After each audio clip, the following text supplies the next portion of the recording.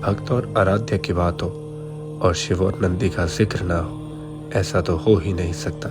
आइए 7वें अध्याय में सुनते हैं शिव और नंदी का बहुत ही खूबसूरत वार्तालाप। 7वां अध्याय नंदीश्वर अवतार वर्णन।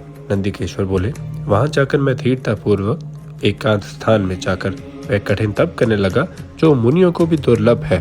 तब एक ऐसे तप में स्थित होते ही पार्वती सहित शिवजी ने वहां प्रकट होकर मुझसे कहा, हे शिलाद के पुत्र, मैं तुम्हारे इस तप से संतुष्ट हूँ। तुम्हारे मन में जो हो वर मांगो। यह सुन मैं जरा और शोक नाशक शिव जी की स्तुति करने लगा। तब शंकर ने दोनों हाथों से मुझे पकड़कर स्पर्श किया और बोले, हे वत्स नंदी, तुम्हारे लिए मृत्यु से भय कैसा? उन दोनों ब्राह्मणों को तो मैंने ही भेजा था, परंतु तुम तो मेरे ही समान हो, इसमें कुछ भी संदेह नहीं। तुम बद्धजनों के सहित अजर, अमर, दुख रहित, अविनाशी, अक्षय और मेरे प्रिय हो। तुमको जरा और मृत्यु नहीं प्राप्त होगी। ऐसा कहकर शिव जी ने अपने सिर की एक माला खोलकर मेरे कंठ में बांध दी। उस माला को पहनते ही मानो मैं 3 नेत्र और 10 भुजाओं वाला दूसरा शिव हो गया। फिर परमेश्वर ने मुझे अपने हाथों पकड़ कर कहा, कहो अब तुमको और क्या श्रेष्ठ वर दूं?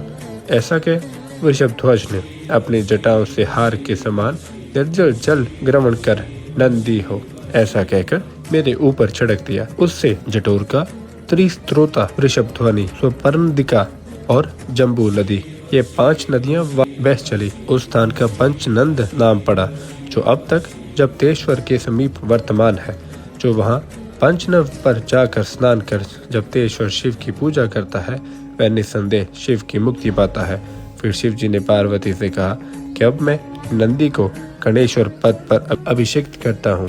मैं इसका गणेंद्र किया चाहता हूँ, तुम्हारी क्या सम्मति है?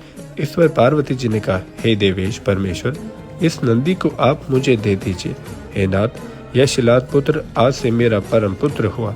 पश्चात परम स्वतंत्र भक्त शिव जी ने अपने समस्त गणों को बुलाकर यह कहा, यह नंदीश्वर मेरा पुत्र है, इसे मैंने सब गणों का अधिपति बनाया है।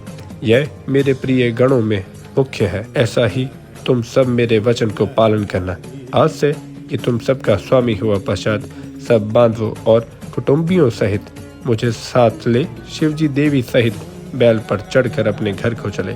जो मनुष्य नंदी के आख्यान को श्रद्धा सहित पढ़ता और सुनता सुनाता है, वह संसार में परम सुख को भोग कर परलोक में उत्तम गति प्राप्त करता है। इस प्रकार शिव जी के 43 अवतार हुए।